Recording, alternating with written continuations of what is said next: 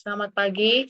Kami dari kelompok H akan mempresentasikan hasil kerja kami yaitu exercise week yang ke-6. Slide selanjutnya. Pertama-tama perkenalkan saya Graciela Valencia NG dengan NPM akhir 356. Saya Alisa Anita Fajra dengan NPM akhir 345. Saya Alia Farunisa dengan NPM akhir 378. Saya Ausia Diela dengan NPM akhir 409. Saya Matilda Putri Adventium Penanlayan dengan NPM akhir 428.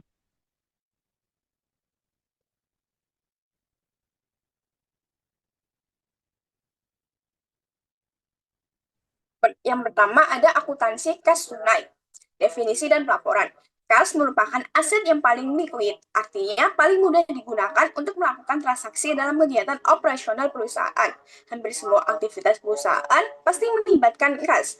Kas ini meliputi uang tunai, saldo di bank seperti giro dan tabungan, serta instrumen yang dapat disegera cairkan seperti cek. Dalam laporan keuangannya, kas disajikan sebagai aset lancar. Namun dalam pelaporannya tidak hanya dilihat dari jumlahnya saja, tetapi juga perlu memperhatikan beberapa hal penting, yaitu seperti apakah ada kas yang dibatasi penggunaannya, adanya saldo kompensasi, dan juga kemungkinan adanya cerukan bank. Hal ini penting agar informasi kas yang disajikan benar-benar mencerminkan kondisi yang sebenarnya. Next. Yang pertama ada restricted cash atau kas yang dibatasi. Adalah kas yang penggunaannya sudah ditentukan untuk tujuan tertentu, sehingga tidak bisa digunakan secara bebas oleh perusahaan. Contohnya yaitu seperti dana untuk pelunasan utang, ekspansi, atau dana khusus seperti pembayaran gaji dan dividen. Dalam penyajiannya, kas dibatasi harus dipisahkan dari kas biasa agar tidak menimbulkan kesalahpahaman. Klasifikasinya tergantung pada waktu penggunaannya. Jika akan digunakan dalam waktu kurang dari 1 tahun, maka dikategorikan sebagai aset aja. Namun, jika digunakan dalam jangka waktu lebih dari satu tahun, maka diklasifikasikan sebagai aset tidak lancar. Yang kedua, ada compensating balance atau saldo kompensasi, yaitu sejumlah kas yang harus dipertahankan oleh perusahaan di bank sebagai syarat dalam perjanjian kredit atau pinjaman.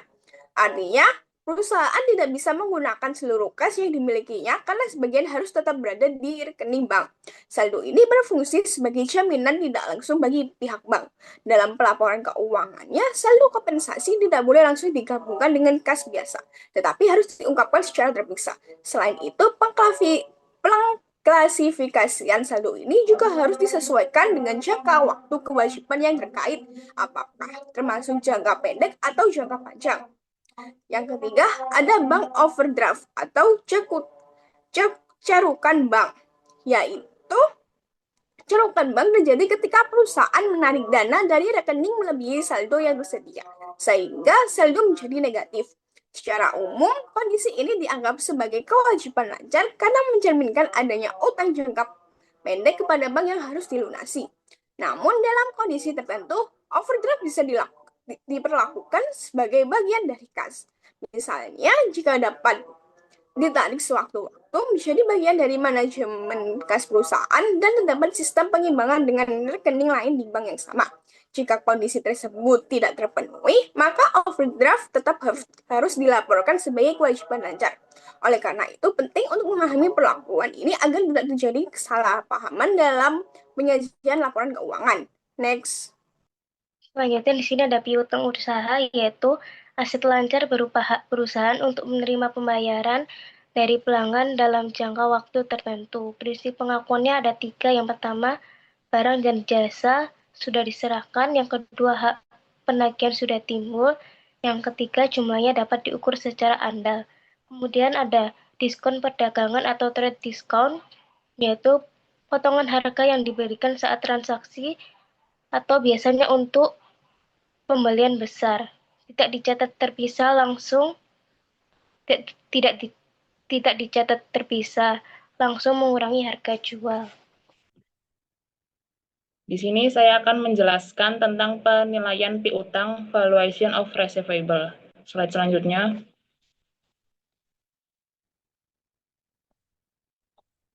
Pertama-tama ada nilai realisasi kas atau kas realizable value. Sebagai definisi dan konsep dasar, nilai realisasi kas adalah jumlah bersih yang benar-benar diharapkan dapat dikonversi menjadi kas dari total piutang yang ada. Penting untuk diingat bahwa laporan keuangan tidak boleh menyajikan angka kotor jika terdapat risiko sebagian piutang tidak dapat ditagih di masa depan. Tujuannya adalah untuk menghindari pelaporan aset yang terlalu tinggi atau overstated, sehingga pengguna laporan keuangan mendapat gambaran likuiditas yang jujur. Selanjutnya kita masuk pada penggunaan metode cadangan atau allowance method. Metode ini merupakan metode akuntansi di mana perusahaan melakukan estimasi terhadap piutang yang tidak tertagih pada setiap akhir periode pelaporan.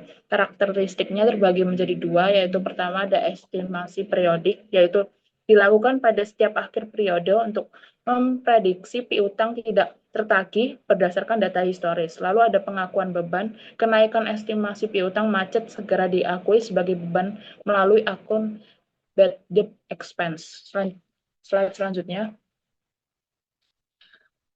Terkait mekanismenya itu terdapat penghapusan piutang atau mekanisme write-off. Ini terjadi saat pelanggan dipastikan tidak dapat membayar, misalnya karena bangkrut atau menghilang. Jurnalnya adalah mendebit akun cadangan dan mengkredit akun piutang usaha. Dampaknya hal ini tidak menambah beban baru karena cadangan sudah dibentuk sebelumnya. Untuk mempermudah kita menggunakan yang namanya schedule umur piutang atau aging schedule.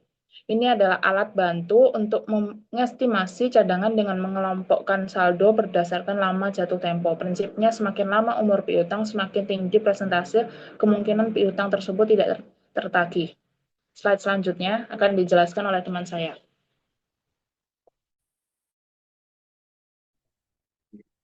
Selanjutnya ada wesel tagih atau notice receivable. Wesel tagih adalah janji tertulis dari pihak debitur untuk membayar sejumlah uang tertentu pada tanggal yang telah ditentukan di masa depan. Biasanya disertai bunga. Ciri-ciri wesel tagih yaitu yang pertama, lebih resmi dan kuat secara hukum dibanding piutang usaha biasa. Yang kedua, bisa dipindah tangankan atau negotiable instrument. Yang ketiga, sering digunakan dalam penjualan kredit jangka panjang, pemberian pinjaman, restrukturisasi piutang usaha menjadi wesel.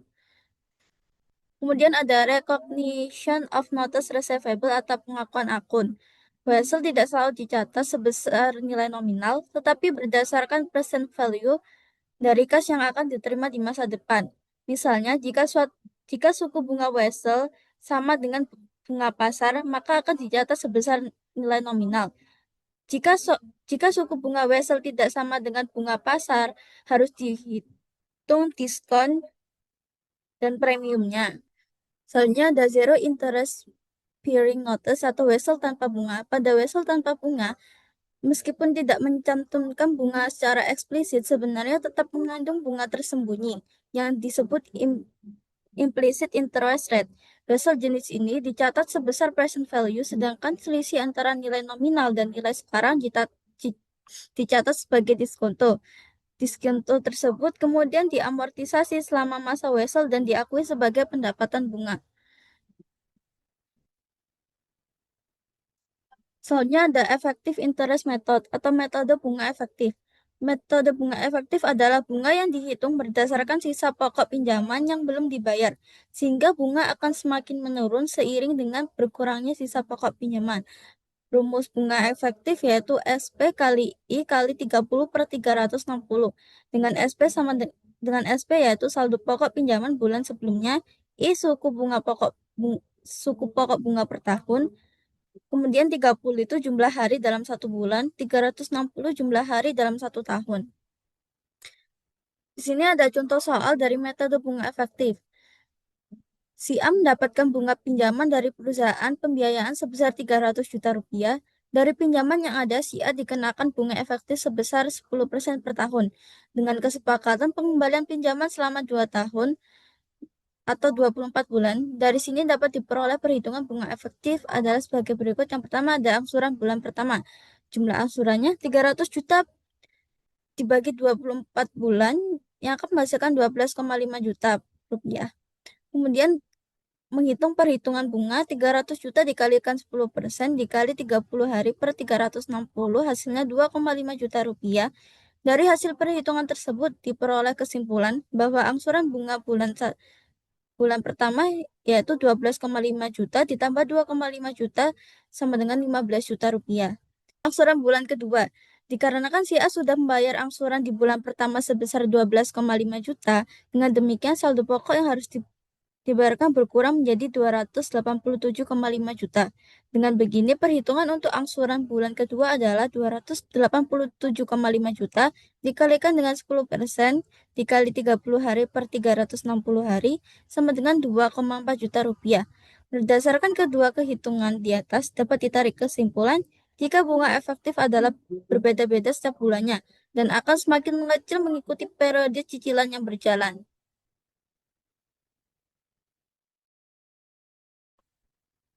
Oke, selanjutnya ada pengalihan piutang atau transfer of receivables. Pengalihan piutang adalah proses ketika perusahaan memindahkan hak untuk menagih piutang kepada pihak lain, biasanya untuk mendapatkan kas lebih cepat.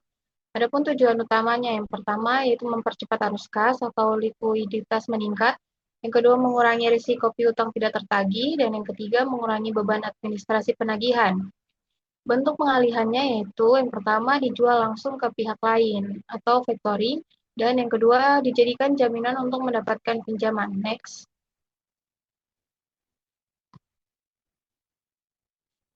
Oke, yang selanjutnya ada anjak piutang atau factoring.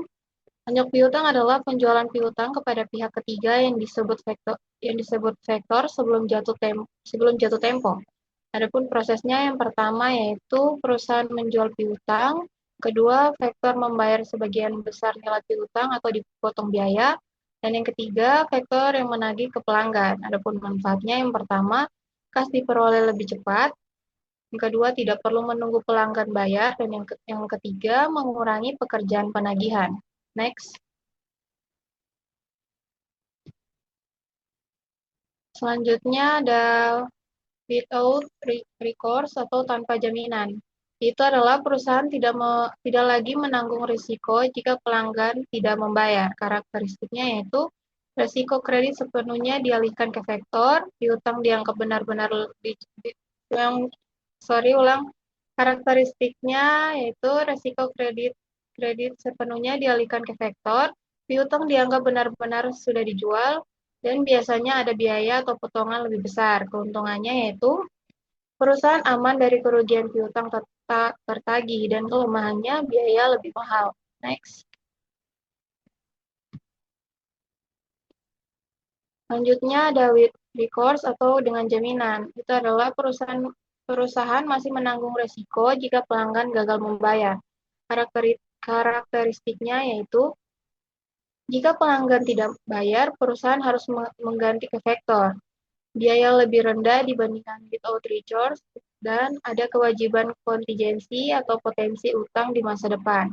Keuntungannya yaitu biaya lebih murah, dan kelemahannya yaitu resiko piutang tetap ada pada perusahaan. Next. Selanjutnya ada rata-rata periode penagihan. Rata-rata periode penagihan adalah waktu rata-rata yang dibutuhkan perusahaan untuk menagih piutang dari pelanggan. Adapun rumusnya yaitu rata-rata periode penagihan sama dengan piutang usaha dibagi dengan penjualan kredit per hari. Fungsinya yaitu mengukur efektivitas penagihan dan menilai kesehatan arus kas perusahaan. Interpretasinya yaitu periode pendek, artinya penagihan efektif dan kas cepat masuk. Adapun periode panjang yaitu kemungkinan penagihan lambat atau resiko macet tinggi. Contoh sederhananya yaitu jika rata-rata 30 hari, maka itu termasuk masih baik. Dan jika lebih lama dari syarat kredit, itu harus perlu adanya evaluasi.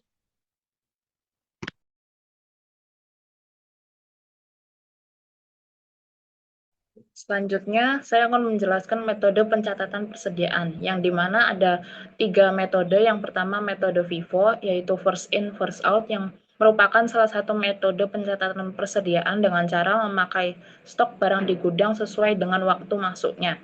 Stok yang pertama kali masuk ke gudang adalah stok yang harus pertama kali keluar dari gudang.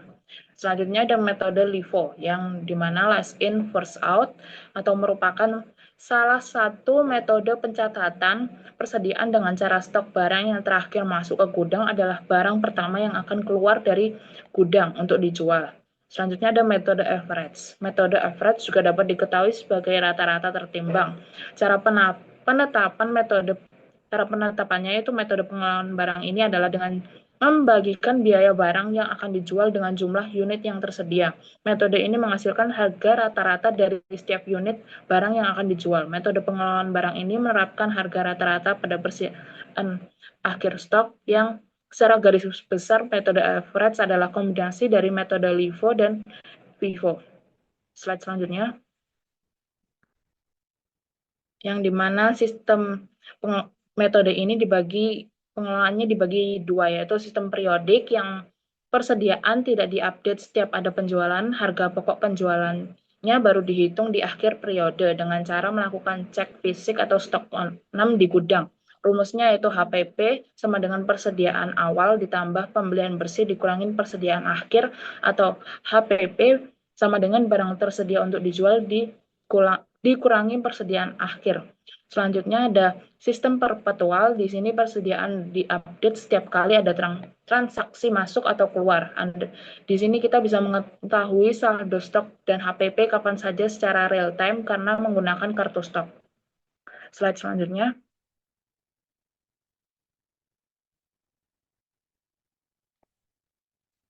Selanjutnya ada pertanyaan, metode mana dari ketiganya, LIFO, FIFO, average, yang menurut peraturan IFRS itu tidak diperbolehkan lagi untuk digunakan. Berikan juga alasannya. IFRS khususnya dalam IAS 2 yaitu melarang penggunaan LIFO karena beberapa alasan. Pertama, penyajian nilai aset yang tidak sesuai dengan realita. Dalam metode ini, LIFO itu mengasumsikan barang yang terakhir dibeli adalah yang pertama kali dijual, yang mengakibatkan persediaan yang tersisa di neraca adalah barang-barang lama dengan harga perolehan historis yang mungkin sudah tidak relevan dengan harga pasar saat ini. Lalu ini membuat nilai aset di neraca menjadi terlalu rendah atau understated. Selanjutnya ada alasannya yaitu manipulasi laba. Perusahaan dapat memanipulasi laba bersih dengan cara tidak membeli persediaan baru di akhir periode, sehingga beban pokok penjualan atau HPP menggunakan harga sangat lama yang jauh lebih murah. Hal ini menciptakan lonjakan laba yang semu. Selanjutnya ada ketidaksesuaian dengan arus barang. Secara logis, sebagian besar bisnis akan menjual barang lama mereka terlebih dahulu seperti makanan atau barang elektronik agar tidak kadaluarsa atau usang. LIFO dianggap tidak mencerminkan realitas fisik pergerakan barang pada umumnya. Slide selanjutnya.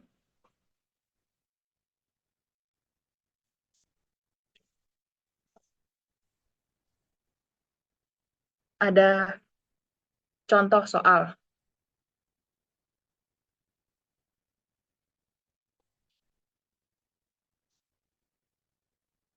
Dijelaskan oleh teman saya. Selanjutnya di sini ada soal FIFO periodik dan perpetual dengan soal hitunglah harga pokok penjualan atau HPP dan persediaan akhir dengan metode FIFO perpetual dan periodik. Next.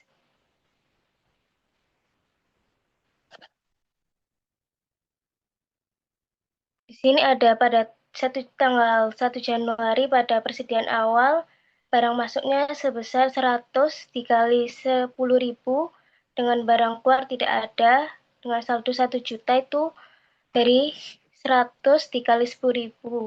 Kemudian pada tanggal 2 Januari, tanggal 2 Januari pembelian, barang masuknya sebesar 200 dikali 11.000, barang keluarnya tidak ada dengan saldo 3.200.000 itu dari 100 kali 10 dari persediaan awal sebelum tanggal 5, 20 unit kali 11.000 dari pembelian tanggal 5. Jadi saldonya sebesar 3.200.000. Kemudian 10 Januari pada penjualan. Barang masuknya tidak ada, barang keluarnya ada sebesar 100 dikali 10.000 ditambah 50 dikali 11.000. Dengan saldo 1.650.000 itu dari 150 kali 11.000, 150 dari 200 dikurangi 50. Jadi hasilnya itu 1.650.000. Kemudian tanggal 15 Januari pada pembelian barang masuknya sebesar 100 dikali 12.000, barang keluarnya tidak ada, dengan saldo 2.850.000 itu dari 150 dikali 11.000 dari pembelian sebelum tanggal 15 Januari dan 100 dikali 12.000 dari pembelian menghasilkan saldo 2.850.000. Kemudian tanggal 20 Januari pada penjualan barang masuknya tidak ada, barang keluarnya sebesar 120 dikali 11.000 dengan saldo 1.530.000 itu dari 30 dikali 11.000 dari Vivo, 120 dari 150 kali 11.000 sama dengan 30 dikali 11.000. Kemudian yang 10 kali 12 itu sudah ada pada di situ, jadi hasilnya 1.530.000. Kemudian perhitungan HPP pada tanggal 10 Januari dengan perhitungan 100 dikali 10 ditambah 50 dikali 11.000 dengan jumlah 1.550.000. 100 ditambah 10 itu dari persediaan awal, kemudian 50 kali 11 itu dari pembelian pada tanggal 5 Januari. Kemudian persediaan akhir. Terdapat 30 unit dengan harga 11.000 dengan jumlah 330, kemudian unit 100 dengan harga 12.000 dengan jumlah 1.200.000. Yang pertama, 30 unit dengan harga 11.000 dan 100 unit pada harga 12.000 itu dari 20 Januari tadi yang 150 dikali 11.000 ditambah 100 dikali 12, kemudian dijual 120 unit. Jadinya Vivonya ambil dari yang lama, stok lama dulu. Kemudian 120 diambil dari 150 dikali 11.000. Jadi sisanya tadi yaitu 150 dikurang 20 sama dengan 30 unit dikali 11.000. Terus 100 unit dikali 100 dikali 12 itu tetap karena tidak dipakai. Next.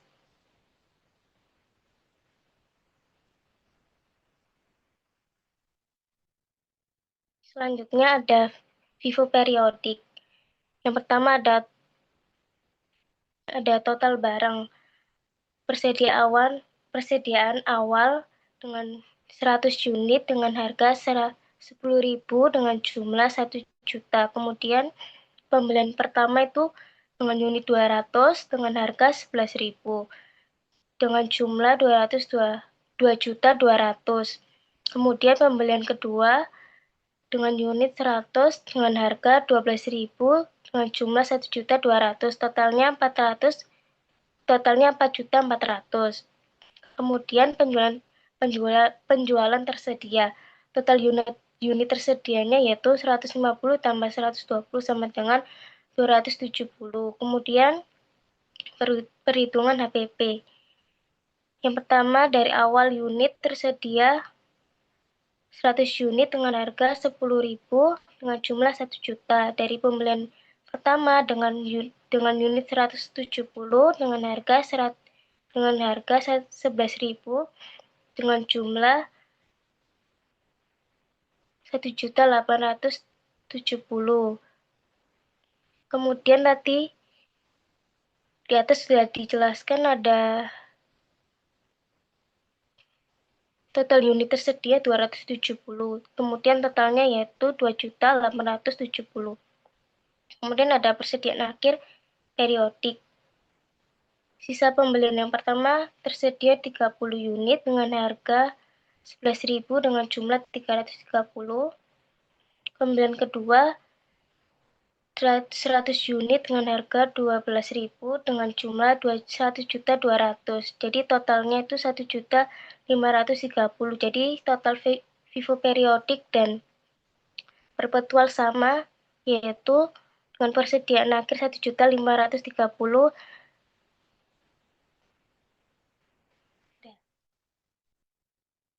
Next. Yang berikutnya ada contoh soal pada LIFO perpetual. PT Barupas Sejahtera memiliki transaksi persediaan barang dagang selama bulan Januari 2025 sebagai berikut. Namun sebelum itu ada persediaan akhir pada tanggal 31 Desember dengan kuantitasnya yaitu 150 dan harga jualnya yaitu $19.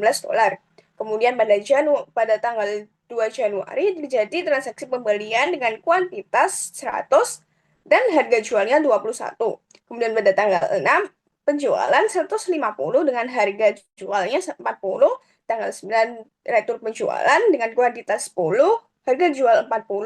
Pada tanggal 9 ada pembelian dengan kuantitas 75 dan harga jual 24. Kemudian ada tanggal 10 yaitu retur pembelian dengan kuantitas 15 dan harga jual 24. Pada tanggal 10 terjadi penjualan dengan kuantitas 50 dan harga jual 45. Pada tanggal 23 terjadi pembelian dengan kuantitas 100 dan harga jual 26, dan pada tanggal 30 terjadi penjualan dengan kuantitas 160 dan harga jual 50. Next.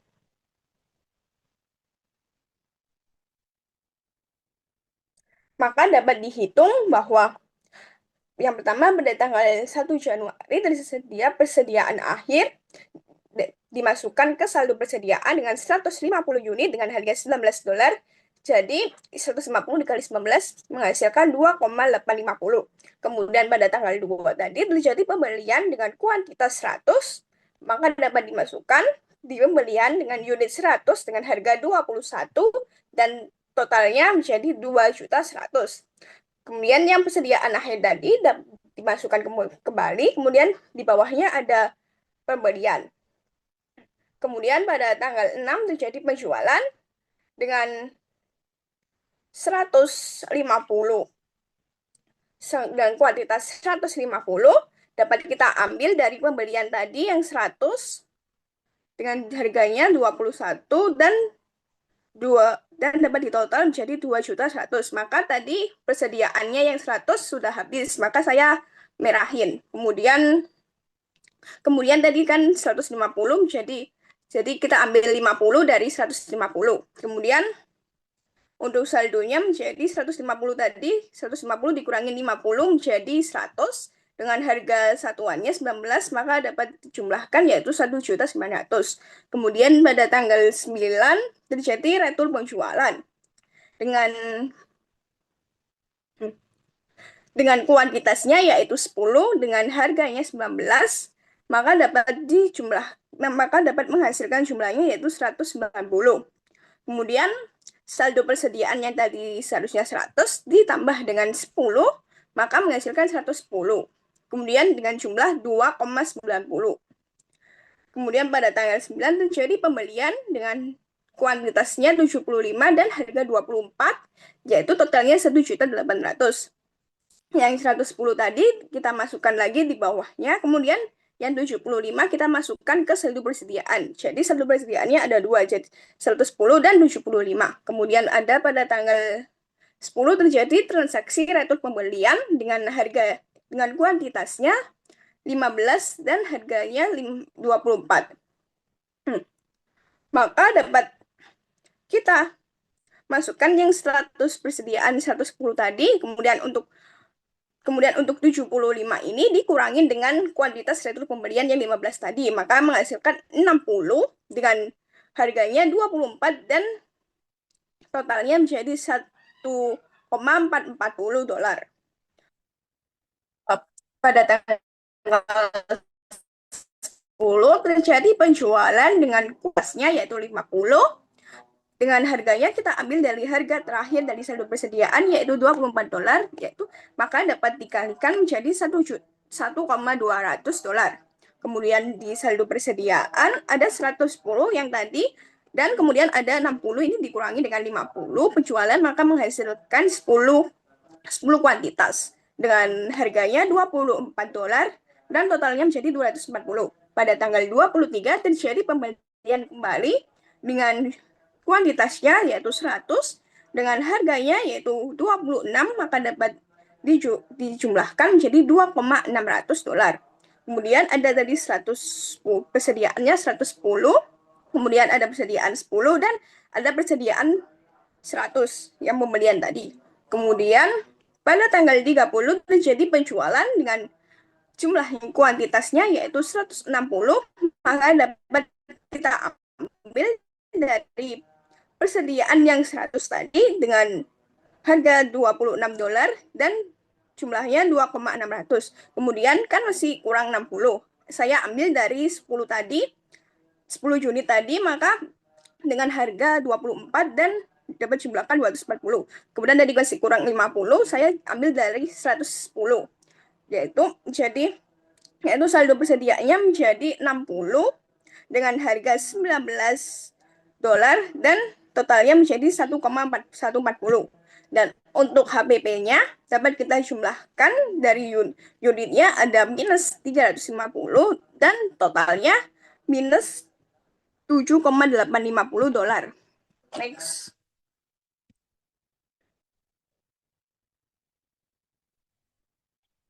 Sini saya akan menjelaskan contoh soal dari LIFO periodik. Berikut adalah data mutasi persediaan barang dagang dari PD Maju Jaya untuk bulan Januari 2026. Sebagai berikut, dan di sini perintahnya hitunglah nilai persediaan akhir menggunakan metode LIFO periodik dan harga pokok penjualannya pada 30 Januari. Slide selanjutnya.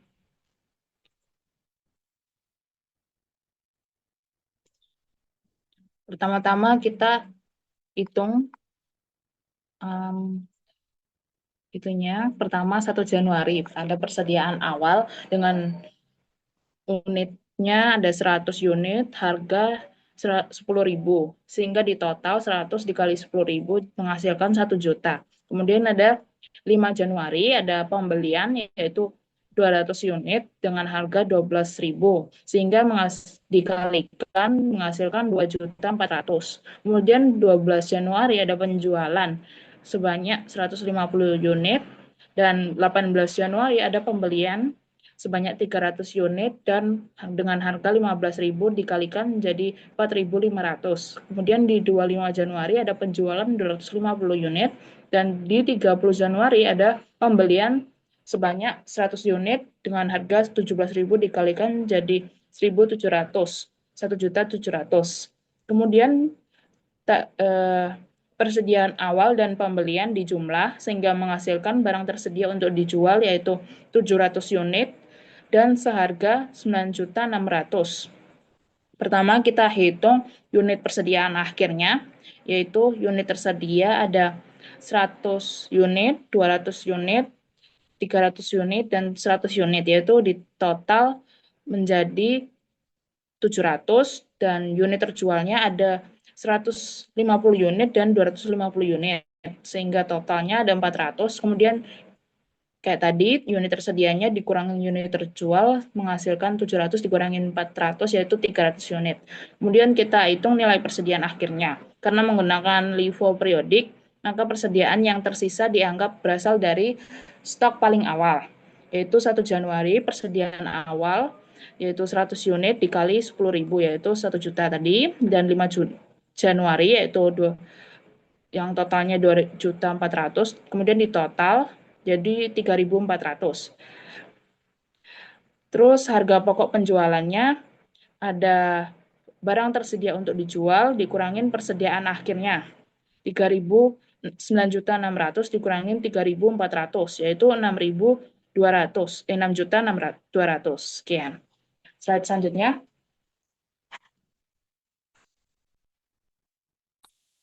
Oke, selanjutnya ada soal tentang awareness perpetual. Di sini ada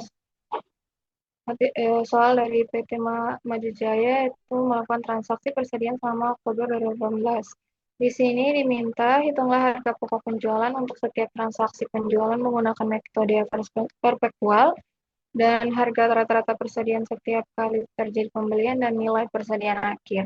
Next.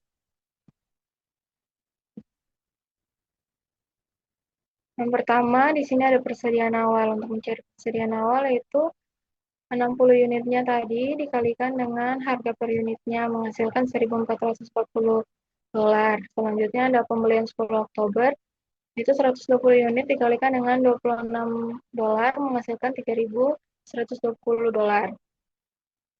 Selanjutnya ada pembelian 18 Oktober, yaitu 70 unit dikalikan 27 dolar menghasilkan 1.890 dolar.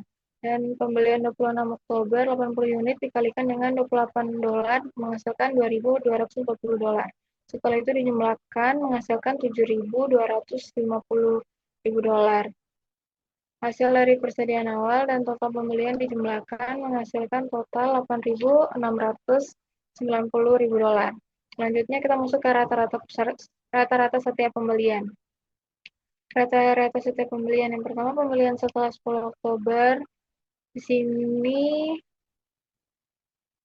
ada 4.560 dolar. Itu didapatkan dari 1.440 dolar tadi dijumlahkan dengan 3.120 dolar, menghasilkan 4.560 dolar dan dibagi dengan 180 unit. 180 unit ini didapatkan dari 60 unit dijumlahkan dengan 120 unit. Begitupun seterusnya. Jadi 4.560 dolar dibagi dengan 180 unit menghasilkan 25,33 dolar.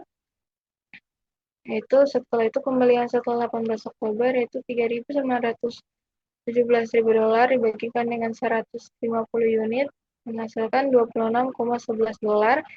Dan pembelian setelah 26 Oktober yaitu 4.460.000 dolar dibagi dengan 165 unit menghasilkan 27,3 dolar. Selanjutnya kita masuk ke harga pokok penjualan. Di sini penjualan pada 12 Oktober yaitu 100 unit dikalikan dengan rata-rata setiap pembelian tadi, yaitu yang pertama 25,33 dolar. Dikalikan menghasilkan jumlah 2.533.000 dolar. Selanjutnya penjualan 23 Oktober, yaitu 65 unit dikalikan dengan 26,11 dolar, menghasilkan 1.697.000 dolar. Selanjutnya ada penjualan pada 30 Oktober, yaitu 120 unit dikalikan dengan 27,3 dolar, menghasilkan 3.244.000 dolar. Dan ini dijumlahkan menghasilkan total HPP yaitu 7.474.000 dolar. Selanjutnya kita masuk ke persediaan akhir.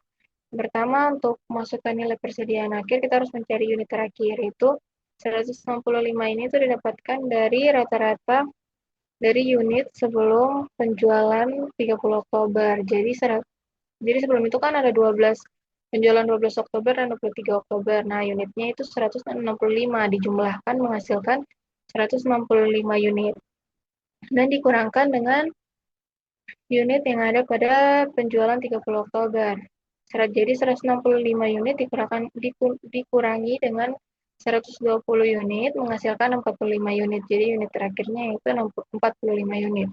Nah, untuk kita mencari nilai persediaan akhirnya yaitu 45 unit ini dikalikan dengan rata-rata terakhirnya yaitu 27,3 dolar menghasilkan 1.216.000 dolar. Jadi total persediaan akhirnya yaitu $1.216.000.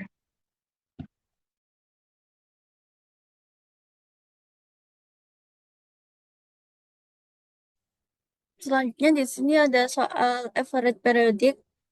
PT Bumi Sakti melakukan beberapa transaksi pembelian dan penjualan pada Oktober 2018. Mereka meminta perhitungan nilai persediaan akhir menggunakan metode average. Hitunglah nilai persediaan akhir menggunakan metode average periodik dan hitunglah harga pokok penjualan pada Oktober 2018. Yang pertama kita hitung persediaan awal, yaitu yang sudah diketahui di soal 60 unit dikalikan harga per unitnya yaitu $24, menghasilkan $1.440. Kemudian pembelian. Pembelian di soal tadi diketahui pada tanggal 10, 18, dan 26. Masing-masing per unit yaitu 120 unit, 70 unit, 80 unit. Kemudian masing-masing ini tuh dikalikan dengan harga per unitnya ya menghasilkan yang 10 Oktober 3.120, yang 18 Oktober 1.890 dolar, kemudian yang 26 Oktober $2.240. Kemudian di total pembelian yaitu $7.250. Dari total semuanya yaitu persediaan awalnya ini 330 unit dengan total semua persediaan yaitu $8.690. Selanjutnya kita menghitung average unit cost, di mana $8.690 ini dibagi dengan 330, hasilnya yaitu 26 dolar 30,33. Selanjutnya kita menghitung persediaan akhir. Awalnya kita menghitung total unit persediaan awal dan pembelian dikurangi dengan total unit penjualan, yaitu 330 dikurangi 285, hasilnya 45. Kemudian 45 ini dikalikan dengan harga per unitnya ya, yang sudah dihitung, yaitu $26,33. Hasilnya $1.185. Kemudian kita hitung HPP. Dengan total biaya barang yang tersedia dikurangi persediaan akhir, yaitu $8.690 dikurangi $1.185, menghasilkan $7.505. Sekian presentasi dari kami. Mohon maaf bila ada salah kata. Wassalamualaikum warahmatullahi wabarakatuh.